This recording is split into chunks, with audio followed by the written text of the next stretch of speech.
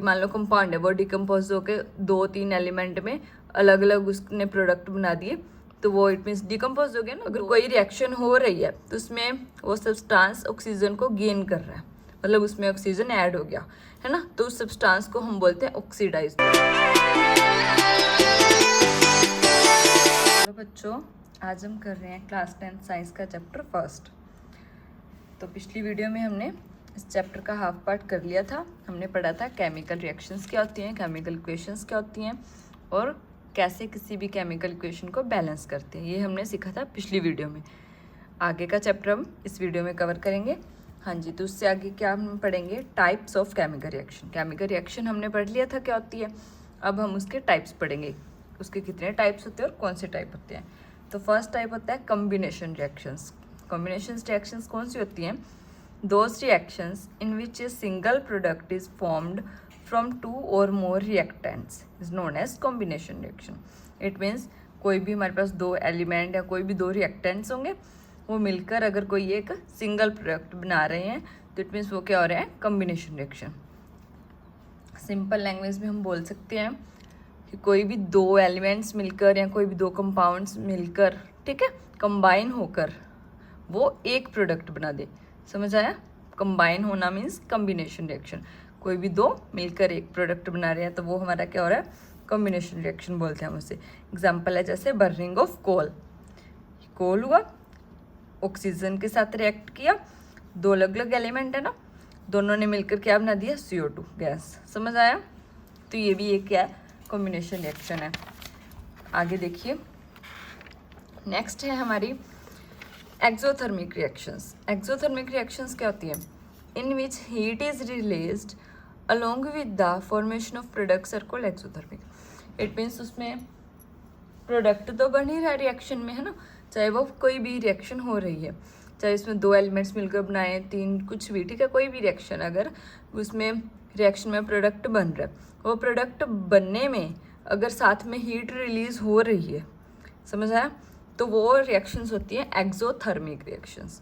ठीक है, अगर हीट रिलीज नहीं हो रही तो वो एक्सोथर्मिक नहीं है, बट अगर साथ में हीट भी रिलीज हो रही है प्रोडक्ट बनने के साथ साथ, तो उसे बोलते हैं exothermic reaction. Burning of natural gas, example है इसका, हमारे पास CH4 ऑक्सीजन के साथ रिएक्ट किया, CO2 दिया और साथ में H2। समझ आया, ये इसका एग्जाम्पल है। उसके बाद है डीकम्पोजिशन रिएक्शंस। डीकम्पोजिशन रिएक्शन क्या होती है, in which a single reactant break down into simpler product is called decomposition. इसके नाम से आपको पता चल रहा है, डीकम्पोजिशन मीन्स डीकम्पोज हो रहा है। ठीक है, कोई भी एलिमेंट या कोई भी कंपाउंड डीकम्पोज हो रहा है। ठीक है, कोई मान लो कंपाउंड है, वो डीकम्पोज होके 2-3 एलिमेंट में अलग अलग उसने प्रोडक्ट बना दिए, तो वो इट मीन्स डीकम्पोज हो गया ना, 2 एलिमेंट्स में या 3 में उसके पार्ट्स हो गए, इट मीन्स, है ना, तो वो रिएक्शन होती है डीकम्पोजिशन। हाँ जी, तो बुक में जो आपकी एक्टिविटी दी रखी है 1.5, उस एक्टिविटीज से हमें पता चल रहा है, हमारे पास था ferrous sulphate, FeSO4 ferrous sulphate. ठीक है, जब हम उसको हीट करते हैं तो हीट करने के बाद हमारे पास क्या बना, फेरिक ऑक्साइड, और साथ में हमारा सल्फर रिलीज हो गया। समझ आया, तो इट मीन्स क्या हुआ, एक कंपाउंड था ना, हीट करने पे उसके अलग अलग पार्ट्स बन गए ना। ठीक है, फेरिक ऑक्साइड अलग हो गया, सल्फेट अलग हो गया, तो ये 2-3 पार्ट्स बन गए उसके, इट मीन्स वो डीकम्पोज हो गया ना 2-3 चीज़ों में, है ना, तो इसे हम क्या बोलेंगे, डीकम्पोजिशन रिएक्शन है। समझ आया, ferrous sulphate crystals loose water when heated. जब उसे हीट कर रहे हैं तो वाटर लूज कर दिया उसने, ठीक है, and colour of crystal changes, और उसके जो क्रिस्टल्स है उसके कलर भी चेंज हो गया। Then it decompose into ferric oxide, sulphur dioxide and sulphur trioxide. और उसके बाद वो किस चीज़ में, फेरस सल्फेट क्या हो गया, डिकम्पोज हो गया, किस में, फेरिक ऑक्साइड में, सल्फर डाइऑक्साइड में और सल्फर ट्राइऑक्साइड में। एक ही कंपाउंड के यहाँ पे 3 प्रोडक्ट आ गए। समझ आया, ठीक है, 3 चीज़ें अलग अलग होगी ना, मीन्स वो डिकम्पोज हो गए इन तीनों में, तो उसे हम बोलते हैं डीकम्पोजिशन रिएक्शन। ठीक है, when A decomposition reaction is carried out by heating is called thermal decomposition. और एक चीज़ और, अगर सिंपल मान लो वो रिएक्शन हो रही है, डिकम्पोज हो रही है, तो उसे हम डिकम्पोजिशन रिएक्शन बोल रहे हैं, ठीक है। पर अगर वो रिएक्शन हीट करने पर हो रही है, मतलब उस कंपाउंड को अगर हीट करने पर वो 2-3 एलिमेंट्स में या कंपाउंड्स में डिकम्पोज हो रहा है, तो उसको हम बोलते हैं थर्मल डिकम्पोजिशन, अगर वो हीट करने पे हो रही है।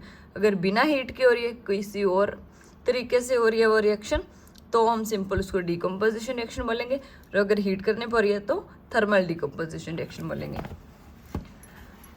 ओके, जैसे ये है लाइमस्टोन, ये भी इसका एग्जाम्पल है, हीट कर रहे हैं इसको, तो ये क्विक लाइम और साथ में CO2 गैस, ठीक है, साथ में CO2 गैस निकल जाएगी और हमें मिल जाएगा क्विक लाइम। तो ये हीट करने भी हो रही है ना ये इसको, इट मीन्स ये भी हमारी क्या होती है, थर्मल डिकम्पोजिशन रिएक्शन। आगे हम पढ़ेंगे डिस्प्लेसमेंट। अब नाम से आपको पता चल रहा है डिस्प्लेसमेंट, इट मीन्स इसमें कुछ डिस्प्लेस हो रहा है ना, इन विच एलिमेंट डिस्प्लेस्ड और रिमूव्ड बाय अनदर एलिमेंट।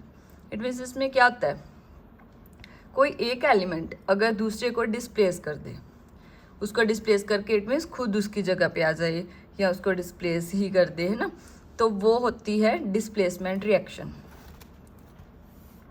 ये एक्टिविटी 1.9 है आपकी बुक में, उसमें है iron nails dipped in copper sulphate solution, जहाँ पे आयरन नेल को डिप किया जाता है कॉपर सल्फेट सोल्यूशन में, तो वहाँ पे कौन सी रिएक्शन होती है, आयरन है, ये कॉपर सल्फेट सोल्यूशन है, उसमें हमने डिप किया, मीन्स दोनों को ऐड किया, तो उससे क्या बन गया, आयरन सल्फेट बन गया, साथ में कॉपर आ गया।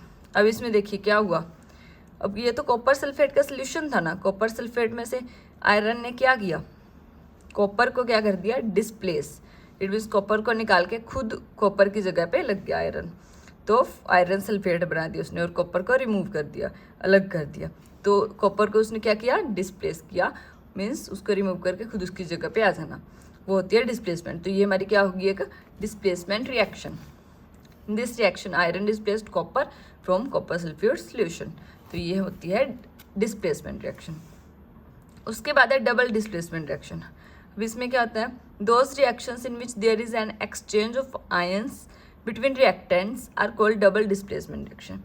इसमें क्या होगा, मान लो कि वो एलिमेंट एक्सचेंज हो रहे हैं, इसमें तो एक एलिमेंट दूसरे को डिस्प्लेस करके उसकी जगह पे लग रहा है ना, तो डबल में क्या होगा, अगर वो उसको रिमूव कर रहा है, ठीक है, उसकी जगह पे आ रहा है, तो जो वो रिमूव हो रहा है ना वो भी उसकी जगह पे आ रहा है, समझ आया। From activity 1.10 formation of barium sulphate and sodium chloride, इस एक्टिविटी से हम देख रहे हैं इस रिएक्शन को, हमारे पास क्या है, सोडियम सल्फेट, ठीक है, और साथ में बैरियम क्लोराइड, उन दोनों ने रिएक्ट करके क्या बना दिया, barium sulphate plus sodium chloride. अब देखिए इस रिएक्शन में क्या हुआ, ये हमारे पास था सोडियम सल्फेट, उसमें क्या हुआ, जो बैरियम था उसने क्या किया, सोडियम को रिमूव कर दिया यहाँ से और खुद सोडियम की जगह पर आके लग गया, समझ आया, डिस्प्लेस कर दिया, मतलब उसको डिस्प्लेस करके खुद उसकी जगह पे आ गया, तो क्या बनाएगा वो, बैरियम सल्फेट बना दिया उसने, समझ आया। और वो जो रिमूव किया था उसने सोडियम, वो सोडियम उसकी जगह पे आके लग गया, ठीक है, समझ में आया, क्लोरीन के साथ ऐड होकर उसने बना दिया सोडियम क्लोराइड। इट मीन्स दोनों एक दूसरे की जगह पर आ गए, ठीक है, एक दूसरे को डिस्प्लेस करके दोनों, इट मीन्स डबल डिस्प्लेसमेंट होगी ना, उसमें तो सिंगल एलिमेंट उसको डिस्प्लेस कर रहा था, अब यहाँ पे दोनों ही कर रहे हैं ना एक दूसरे को, तो दोनों ने डिस्प्लेस करके खुद लग गए उसकी जगह पे, तो वो वहाँ पे क्या हो रही है, डबल डिस्प्लेसमेंट रिएक्शन। हाँ जी, तो नेक्स्ट देखिए ऑक्सीडेशन एंड रिडक्शन, ये बहुत ही इंपॉर्टेंट टॉपिक है, ये आपको आगे जाके भी 11th 12th में भी बहुत काम आएगा, ठीक है, तो अच्छे से करना इस टॉपिक को। Oxidation and reduction, if a substance gains oxygen during a reaction is called oxidised. मान लो कोई भी सब्सटेंस या एलिमेंट है हमारे पास, ठीक है, अगर कोई रिएक्शन हो रही है तो उसमें वो सब्सटेंस ऑक्सीजन को गेन कर रहा है, मतलब उसमें ऑक्सीजन ऐड हो गया है ना, तो उस सब्सटेंस को हम बोलते हैं ऑक्सीडाइज्ड हो गया, कि वो सब्सटेंस क्या हो गया, ऑक्सीडाइज्ड, उसमें ऑक्सीजन ऐड हो गया, और उस रिएक्शन को हम बोलेंगे ऑक्सीडेशन, कि वो जो रिएक्शन हुई ऑक्सीजन को ऐड करना, मीन्स उस एलिमेंट में या सब्सटेंस में वो रिएक्शन होगी ऑक्सीडेशन रिएक्शन।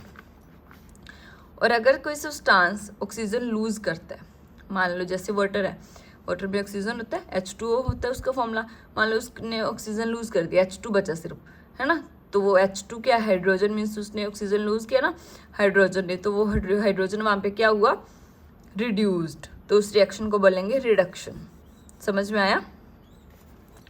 अब देखिए एक्टिविटी 1.11 से है oxidation of copper two copper oxide. ये ऑक्सीडेशन रिएक्शन पढ़ रहे हैं हम। इसमें हमारे पास कॉपर था, ठीक है, इसमें क्या हुआ, ऑक्सीजन ऐड, ठीक है, ऑक्सीजन ऐड होके क्या बन गया, कॉपर ऑक्साइड बन गया। अब देखिए अभी हमने पढ़ा था कोई सब्सटेंस अगर ऑक्सीजन गेन करता है मीन्स उसमें ऑक्सीजन ऐड होता है, तो यहाँ पे ऑक्सीजन ऐड हुआ ना, उसने गेन किया, तो कॉपर यहाँ पे क्या हुआ, ऑक्सीडाइज्ड हुआ, और ये रिएक्शन हमारी क्या हुई, ऑक्सीडेशन रिएक्शन हुई, ठीक है। If hydrogen gas is passed over this heated material the reverse reaction takes place. अगर हम इसमें हाइड्रोजन गैस पास करें तो ये रिएक्शन रिवर्स भी हो जाएगी।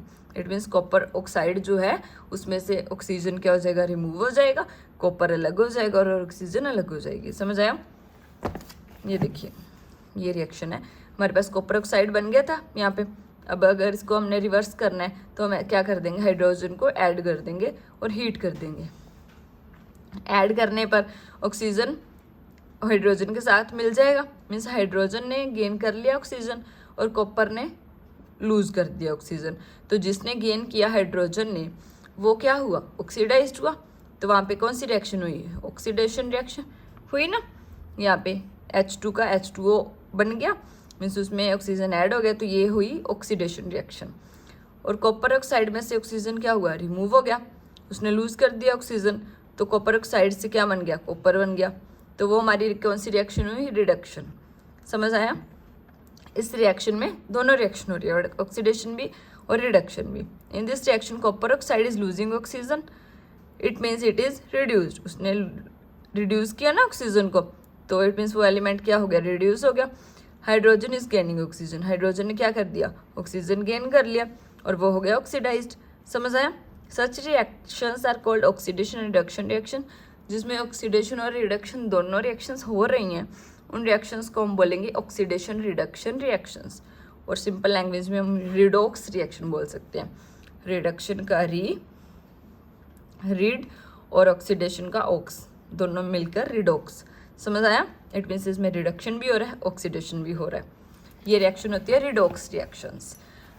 ये देखिए ये सेम रिएक्शन है, यहाँ पे ऑक्सीडेशन हो गया, हाइड्रोजन में ऑक्सीजन ऐड हो गया, यहाँ पे ऑक्सीजन रिमूव होके कॉपर आ गया, तो रिडक्शन रिएक्शन होगी। समझ आ गया इतना। अगर आपको किसी को कोई डाउट हो इस चैप्टर में या किसी टॉपिक में तो आप कमेंट बॉक्स में मुझे ज़रूर बताइए, मैं आपको अच्छे से क्लियर कर दूंगी डाउट आपका।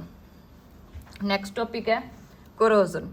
When iron substances get coated with reddish brown powder when left for some time is known as rusting of iron. जैसे कि हम लोहे को बाहर रख देते हैं थोड़े टाइम के लिए, अगर बाहर पड़ा रहे वो, तो वो उस पर रस्ट जमनी शुरू हो जाती है, ब्राउन कलर की कोटिंग होनी शुरू हो जाती है ना, तो वो उसे क्या बोलते हैं, रस्टिंग ऑफ आयरन, मतलब रस्ट लगनी स्टार्ट हो जाती है उसको। ठीक है। When a metal is attacked by substances around it such as moisture acid it is said to be corroded. इसका क्या मतलब है, कोई भी मेटल है, और वो तो हम एग्जांपल ले रहे हैं आयरन का, जैसे कोई भी मेटल है, स्टील, आयरन, कुछ भी, ठीक है। तो अगर हम उसको रख देते हैं कहीं पर भी वो पड़ा है और उसके अराउंड में किसी भी चीज़ से अगर वो रिएक्ट कर रहा है, जैसे मॉइस्चर से, किसी एसिड से, किसी भी चीज़ से अगर वो सब्सटेंस क्या है रिएक्ट कर गया, मतलब कोई भी मेटल पड़ा है और साथ में कोई भी अराउंड उसका जो भी सब्सटेंस होगा, मॉइस्चर, एसिड, कुछ भी, अगर उसने उस सब्सटेंस पर, मेटल पर अटैक कर दिया, इट मीन्स उससे रिएक्ट कर गया, तो वो क्या हो जाएगा, कोरोड। समझ आया। रस्टिंग ऑफ आयरन भी इसका एक एग्जाम्पल है। And this process is called corrosion, और इस प्रोसेस को हम बोलते हैं कोरोजन। ठीक है।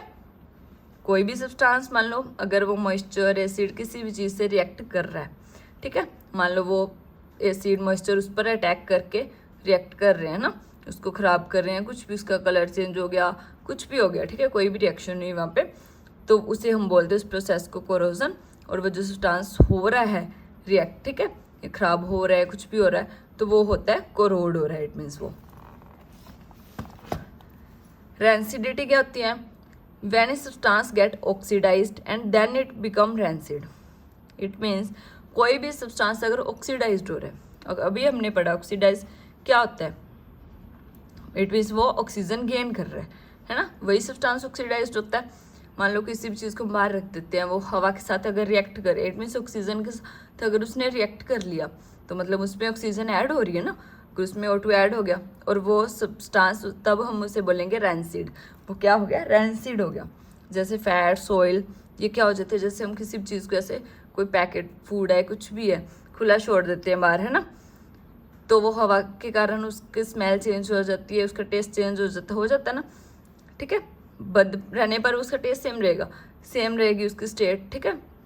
बाहर रखने पर वो स्टेट अपनी लूज कर देता है, उसका टेस्ट भी चेंज हो सकता है। तो वो इट मीन्स वो क्या हुआ, ऑक्सीजन के साथ रिएक्ट किया ना, तो वो ऑक्सीडाइज्ड हो गया और उसे हम बोलेंगे कि वो रैंसिड हो गया। इट मीन्स खराब होने लग गया, जैसे उसकी स्मेल चेंज हो सकती है, टेस्ट चेंज हो सकता है, ठीक है। वो होती है जो प्रोसेस, उसे हम बोलते हैं रैंसिडिटी। तो ये हमारा था चैप्टर फर्स्ट। अब हमारा चैप्टर फर्स्ट कंप्लीट हो गया। नेक्स्ट वीडियो में हम इस चैप्टर की एक्टिविटीज सारी करेंगे, ठीक है। उसके बाद हम इस चैप्टर के सारे क्वेश्चंस भी करेंगे, ठीक है। तो जिन भी बच्चों को ये चैप्टर समझ में आया है और अगर आपको ये वीडियो अच्छी लगी तो लाइक और शेयर जरूर कीजिए और चैनल को जल्दी से सब्सक्राइब कर लीजिए नेक्स्ट चैप्टर के लिए, ठीक है। Thank you so much.